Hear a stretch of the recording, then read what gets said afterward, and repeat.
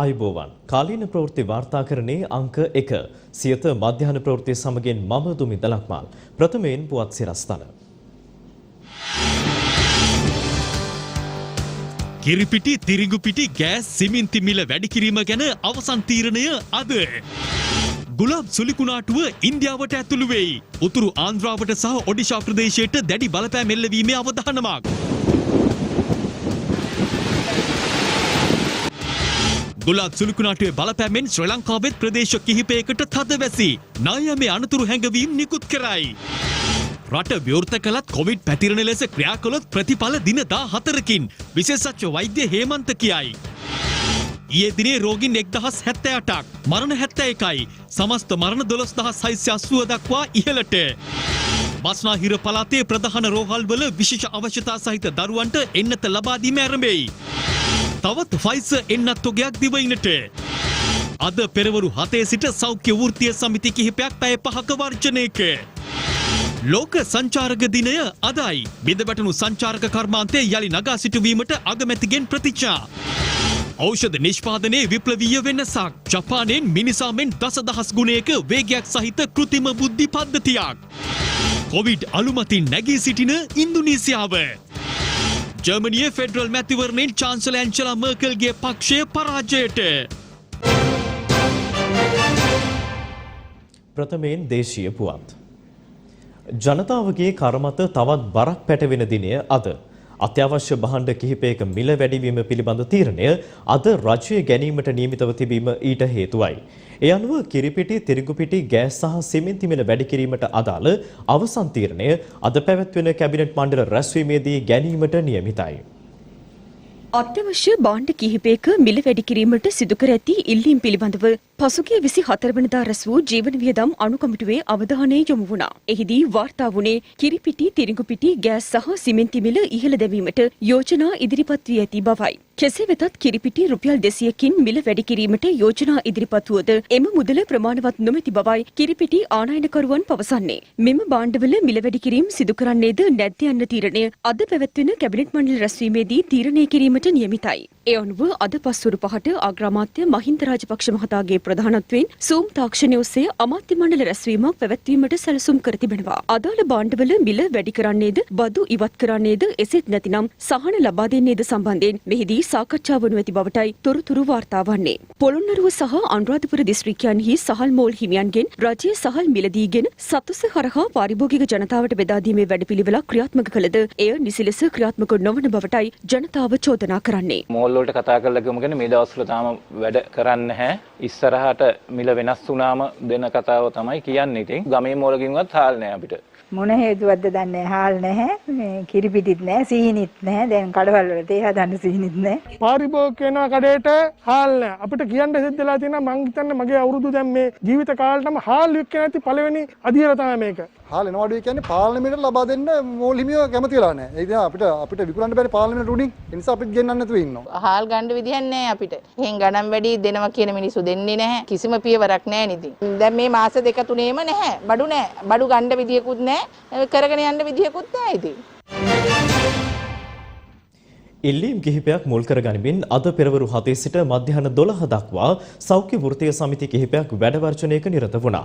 එම වර්ජනය මේ වන විට අවසන් වී ඇති අතර ප්‍රධාන රෝහල් කිහිපයක් ඉදිරිපිට සෞඛ්‍ය වෘත්තීය සමිති උද්ඝෝෂණ ව්‍යාපාරයක නිරතව සිටිනවා.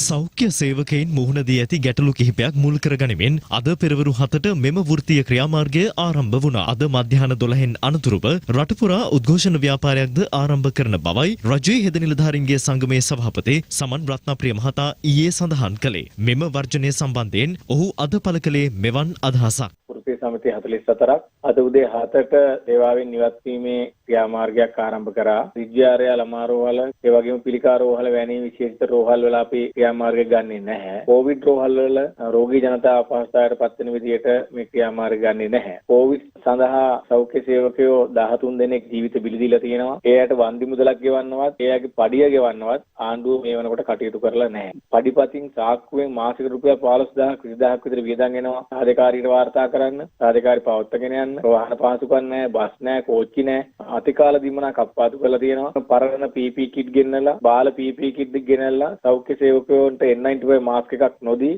අද වෙනකොට ඒ අය අසරණ කරලා තියෙනවා. ඒ අය පොකුරු පිටින් තමන්ගේ රෝහල් වල කොරෝනා හදා ගන්නවා. ආණ්ඩුවට අපි කියන්නේ මේක දිගට යදගෙන යන්න ලෑස්ති වෙන්න එපා. මෙරටේ ජනතාව ගැන හිතන්න. හැබැයි අද දවසේ ආණ්ඩුව මේකට විසඳුමක් නොදුන්නොත් අපි අනිවාර්යයෙන්ම ඊට වඩා බරපතල ක්‍රියාමාර්ග වලට යන එක වළක්වන්න බෑ. මේ අද පෙරවරුවේ දිවයිනේ ප්‍රදේශ කිහිපයක රෝහල් දිස් වූ ආකාරයයි.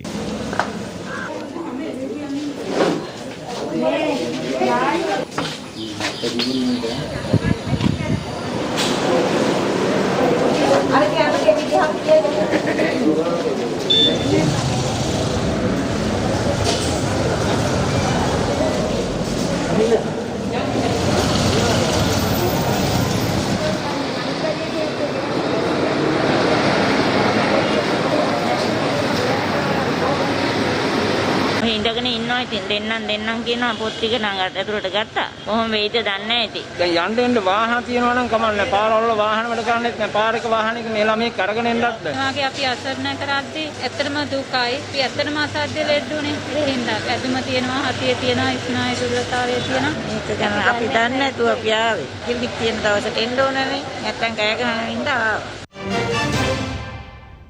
රට විවෘත කළත් නිසි සෞඛ්‍ය මාර්ගෝපදේශ අනුගමනය නොකළහොත් දින 14ක් වැනි කෙටි කාලයක් තුළ යළිත් රෝගීන් වැඩි විය හැකි බව විශේෂඥ වෛද්‍ය හේමන්ත හේරත් මහතා ප්‍රකාශ කළා. තවදුරටත් දෛනික කොවිඩ් මරණ සහ රෝගීන් වාර්තා වීමේ අඩුවක් දක්නට ලැබෙනවා. ඊයේ දිනට වාර්තා වූ රෝගීන් සංඛ්‍යාව 1078ක්. වාර්තා වූ කොවිඩ් මරණ සංඛ්‍යාව 71ක්.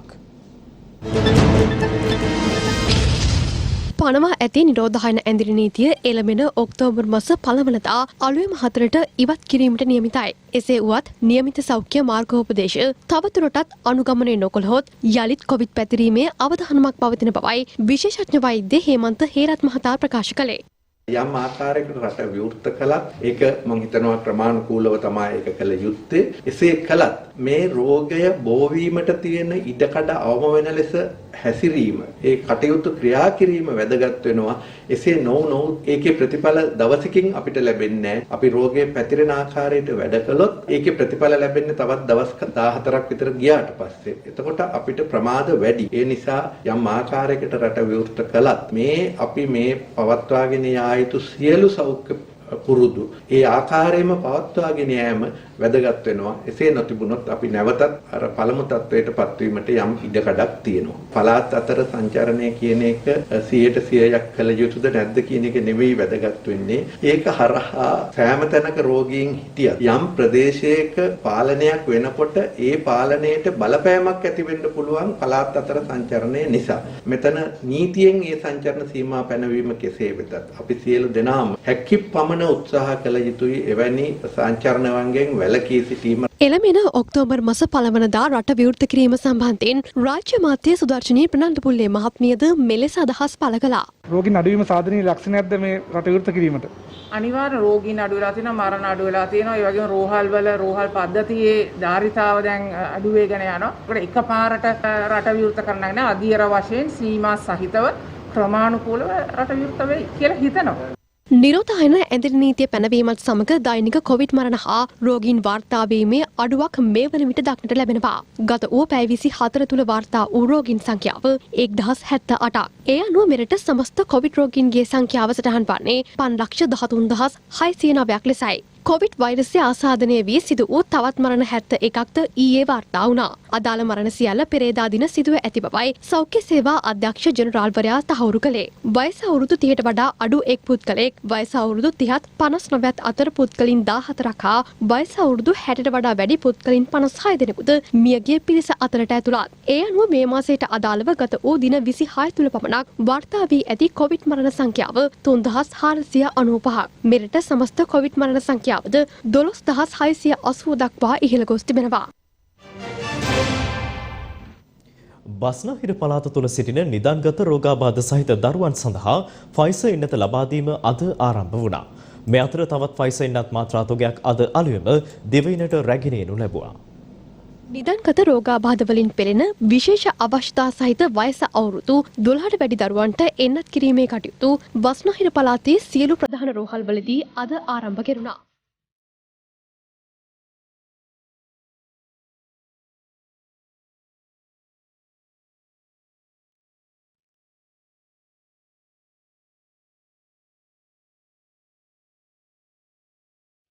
අද වන විට අපි ළමයි 400කට පමණ මේ ප්‍රතිසක්තකරණය ලබා දීලා තියෙනවා. මේන් කිසිම ළමයෙක්ට දරුණු කිසිම ආබාධයක් හැදුන්නේ නැහැ. ප්‍රතිසක්තකරණයට පස්සේ ඒකින්ද පොඩ්ඩක්වත් බය වෙන්න එපා. දෙමව්පියෝ මේ එක්නත ලබා දෙන්න දරුවන්ට. මොකද අපේ රටේ දරුවන්ට විශේෂයෙන්ම උසස් පෙළ කරන දරුවන්ට මුලින්ම ඊට පස්සේ සාමාන්‍ය පෙළ කරන දරුවන්ට ඊළඟට ඊට පස්සේ අවුරුදු 12යි අවුරුදු 16 17 අතරේ දරුවන්ටත් අපි ලබා දෙනවා මේ එන්නත සාමාන්‍ය දරුවන්ටත් ඒ මගින් අපේ බලාපොරොත්තුව ඔක්තෝබර් ඉවර වෙනකොට 83ක් අපේ රටේ ජනගහනයට එන්නත් දෙකම ලබා දීලා අවසන් කිරීම.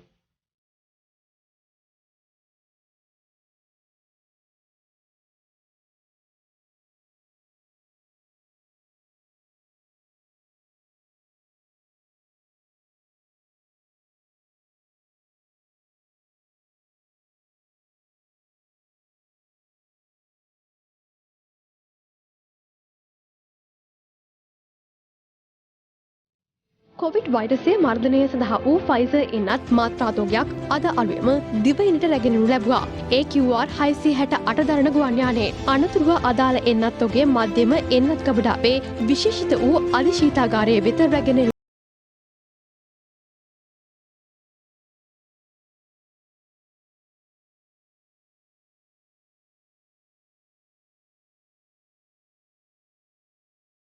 දින කොවිෂීල්ඩ් එන්නතේ පළමු මාත්‍රාව පුද්ගලයන් 27 දෙනෙකුටත් ඒ දෙවන මාත්‍රාව පුද්ගලයන් 4132 දෙනෙකුටත් ලබා දී තිබෙනවා. සයිනෝෆාර්ම් එන්නතේ පළමු මාත්‍රාව ඊයේ දින ලබාගෙන ඇති පුද්ගලයන් සංඛ්‍යාව 15998ක්. ඒ දෙවන මාත්‍රාවද පුද්ගලයන් 6700 දෙනෙකුට එන්නත් කර ඇති අතර ස්පුට්නික් V එන්නතේ දෙවන මාත්‍රාව ලබාගෙන ඇති පුද්ගලයන් සංඛ්‍යාව 3914ක්. ෆයිසර් එන්නතේ පළමු මාත්‍රාව පුද්ගලයන් 619 දෙනෙකුට එන්නත් කර ඇති අතර ඒ දෙවන මාත්‍රාව ලබාගෙන ඇති පුද්ගලයන් සංඛ්‍යාව 63.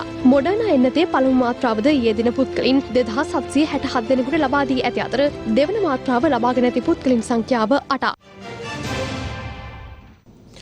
ලෝක ඉතිහාසයේ පළමු වසංගතය කොවිඩ් නොවන බව අප දන්නවා. වසූරිය, ඉබෝලා, කළුපුස් දිලීර රෝගය ආදී විවිධ වසංගත ලෝකය පුරා පැතිරුණු කාලවකවානු එමටයි. මිලියන ගණනක් ජනතාව මිය ගිහිනුත් තියෙනවා.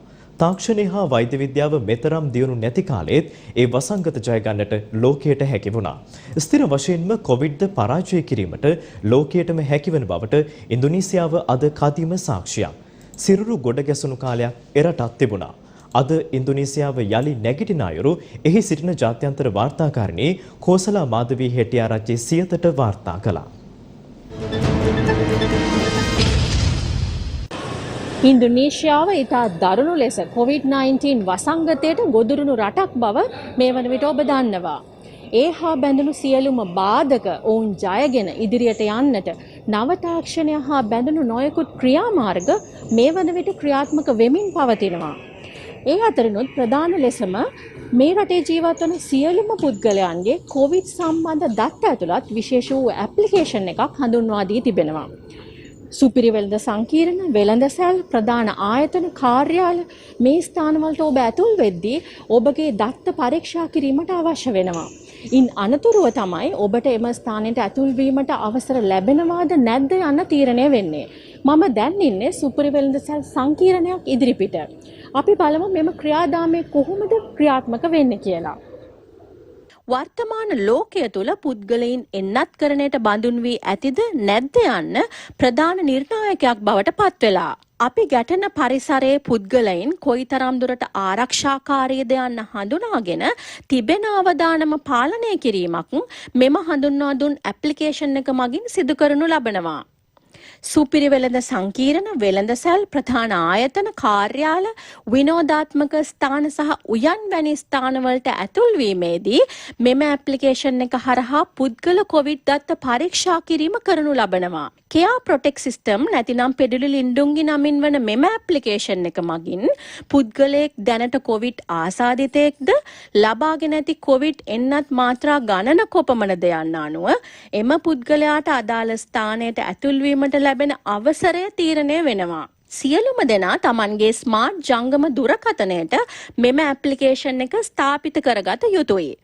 ඉන්පසු පිවිසුම් ස්ථානයේ ඇති QR කෝඩ් එක ස්කෑන් කළ පසු තමන්ට අදාළ කොවිඩ් දත්ත අදාළ වර්ණ සමගින් සටහන් වෙනවා. එම පුද්ගලයා දැනට කොවිඩ් ආසාදිතයෙක් නම් කළු වර්ණය සටහන් වී ස්ථානයට ඇතුල් වීමට අවසර ලැබෙන්නේ නැහැ. රතු වර්ණය සටහන් වීම මගින් එකදු කොවිඩ් මාත්‍රාවක්වත් ලබාගෙන නැති බවත් එනිසා ඇතුල්වීමට නොහැකි බවත් සටහන් වනවා. කහ පැහැයෙන් එන්නතෙහි එක් මාත්‍රාවක් පමණක් ලබාගෙන ඇති බවත් කොළ පැහැයෙන් එන්නත ලබා ගැනීම සම්පූර්ණ කර ඇති බැවින් ඇතුල්වීමට අවසර ලැබෙන බවත් එහි සටහන් වනවා. මෙම පද්ධතියට දත්ත ඇතුල් කිරීම අදාළ මධ්‍යස්ථානවලින් සිදු කරනු ලබනවා. පුද්ගල එන්නත් කරන පිළිබඳ දත්ත එන්නත් කරන මධ්‍යස්ථානවලිනුත් PCR සහ ඇන්ටිජන් පරීක්ෂණ වාර්තා දත්ත රෝහල් සහ රසායනාගාරවලිනුත් ඇතුල් කිරීම සිදුවනවා. කොවිඩ් ආරම්භයේදී මුළු ලෝකෙම ඊට බය වුණා. විශේෂඥවරුන් පැවසුවේ ලෝක ජනගහනයෙන් හරි අඩක් මියදේ කියා. නව වෛද්‍ය විද්‍යාවේ දියුණුවත් සමග මෙය යම් තාක් දුරකට හෝ ජයග්‍රහණය කරන්නට වර්තමාන ලෝකයට හැකි වී තිබෙනවා. මිනි ගොඩ ගැහුණු ඉන්දුනීසියාවත් දැන් ඔවුන්ගේ සුපුරුදු මාර්ගයට අවතීර්ණ වෙලා. මෙය ජය ගන්නට නම් සෑම පුද්ගලයෙක්ටම තනි වගකීමක් තිබෙන බව අප සියලු දෙනා මතක තබා ගත යුතුයි. මම කෝසලා මාධවී හෙට්ටිආරච්චි ඉන්දුනීසියාවේ සිට.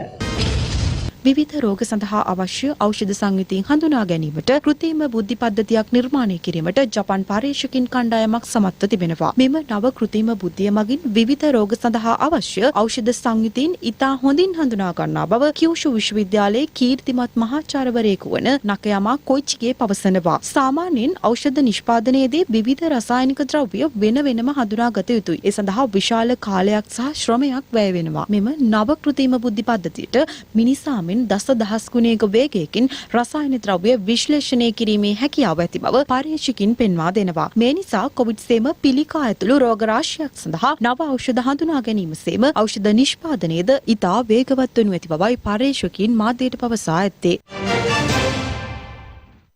ශ්‍රී ලංකාවට බලපෑම් මෙල්ල කළ ගුලාබ් සුලිකුණාටුව ඉන්දියාවේ ආන්ද්‍රා සහ ඔඩිෂා ප්‍රාන්තවලට ඇතුළු වී තිබෙනවා. ඒ හේතුවෙන් ඉන්දියාවේ ප්‍රාන්ත කිහිපයකට බලපෑම් මෙල්ල වී ඇති බවයි ඉන්දිය මාධ්‍ය වාර්තා කරන්නේ. මේ අතර අද දිනේ දිවයිනේ ප්‍රදේශ රැසකට තද වැසි සහිත කාලගුණ තත්ත්වයක් පවතින බව කාලගුණ විද්‍යා දෙපාර්තමේන්තුව පවසනවා. එමෙන්ම දිස්ත්‍රික්ක 5ක ප්‍රදේශ කිහිපයකට නායමේ අනතුරු ඇඟවීම් නිවේදනද නිකුත් කර තිබෙනවා.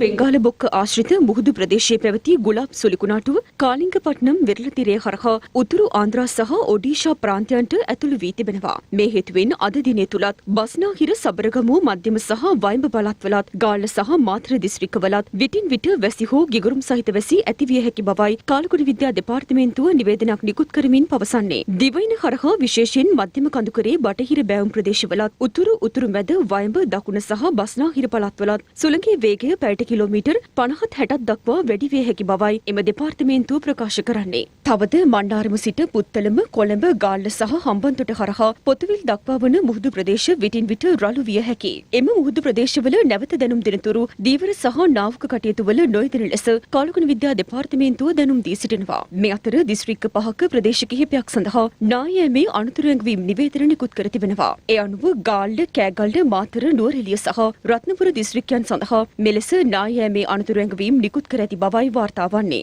මේ අතර දිවයිනේ පවතින කාලගුණ තත්ත්වය සම්බන්ධයෙන් කාලගුණ විද්‍යා දෙපාර්තමේන්තුවේ අධ්‍යක්ෂ ජෙනරාල් අතුල කරුණානායක මහතා මෙලෙස අදහස් පළ කළා. විශේෂයෙන්ම උතුරු බෙන්ගාල බොක්ක ප්‍රදේශයේ පැවතුණා සුලිකුණාටුව. මේක ඊයේ දිනේ සවස් යාම වෙනකොට ඉන්දියාවේ වෙරළබඩ තීරයෙන් ඉන්දියාවේ ගොඩ බිම දෙසට ඇතුළු වෙලා දැන් දුර්වල වෙමින් පවතිනවා. දැන් මෙය පීඩන අවපාතයක් බවට ක්‍රමයෙන් අඩු වෙන තත්ත්වයක් තමයි පෙන්වන්නේ. මේකේ වක්‍ර බලපෑම දිවයින තුල සහ දිවයිනවට මුහුත් తీරවල තවදුරටත් අපි අද දිනෙත් අපේක්ෂා කරනවා. වැසි සමග සුළඟේ වේගය පැයට කිලෝමීටර් 60-70 දක්වා ඉහළ යාමේ තත්ත්වයන් තියෙන්න පුළුවන්. කෙසේ නමුත් මේ තත්ත්වය හෙට සහ අනිද්දා වගේ දිනයන් වෙනකොට ප්‍රමාණාත්මකව ක්‍රමක්‍රමයෙන් අඩු වෙන ලක්ෂණ තමයි අපිට දැනට පෙන්වන්න කරන්නේ. ලෝක සංචාරක දිනය අදයි. කොවිඩ් වසංගතය හමුවේ මුළු මහත් ලෝකයේම සංචාරක කර්මාන්තයේ බිඳ වැටී ඇති පසුබිමකයි මෙවර එම දිනේ සැමරීමට ලෝකයටම සිදුව තිබෙන්නේ. තිරසර ඉලක්කයන්ට ගැලපෙන පරිදි පරිසර සහ සංස්කෘතික හිතකාමී සංචාරක කර්මාන්තයක් ගොඩනැගීම රජයේ ආරමුණ බව අග්‍රාමාත්‍ය මහින්ද රාජපක්ෂ මහතා පවසනවා. ඒ සංචාරක දිනය වෙනුවෙන් පණිවිඩයක් නිකුත් කරමින්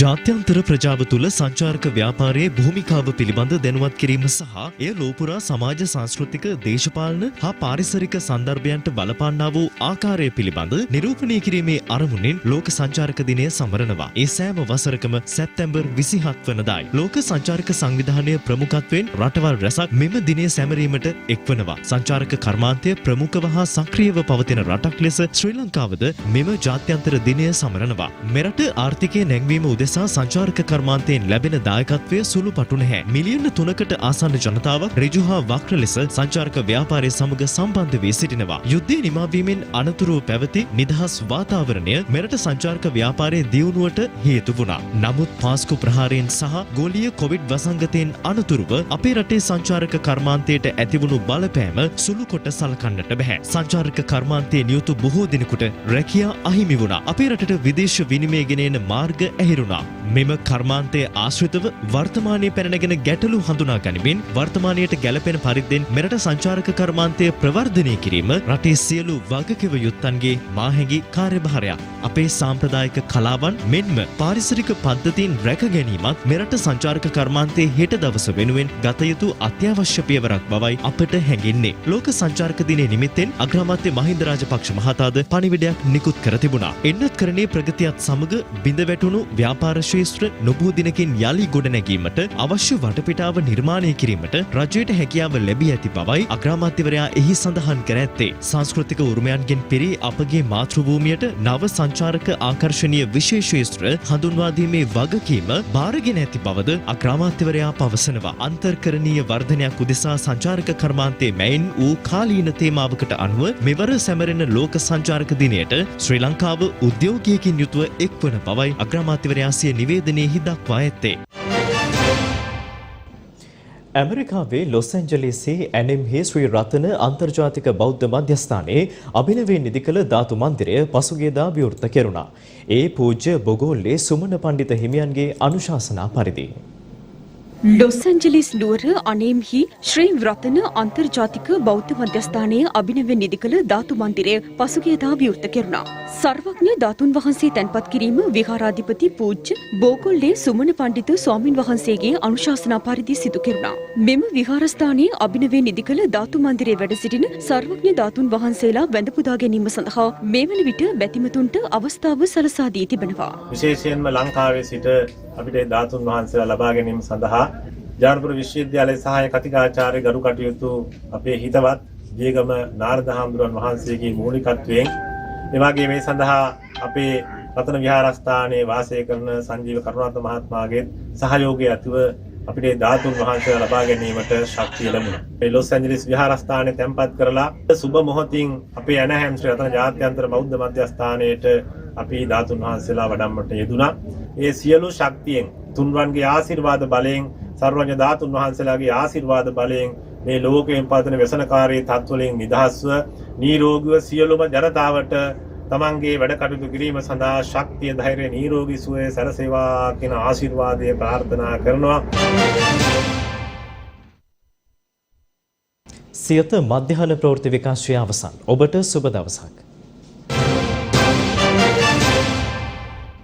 දිනපතා අලුත් වීඩියෝ සහ ප්‍රවෘත්ති නැරඹීමට ඉහත බටන් එක ක්ලික් කර සියත TV සබ්ස්ක්‍රයිබ් කරන්න.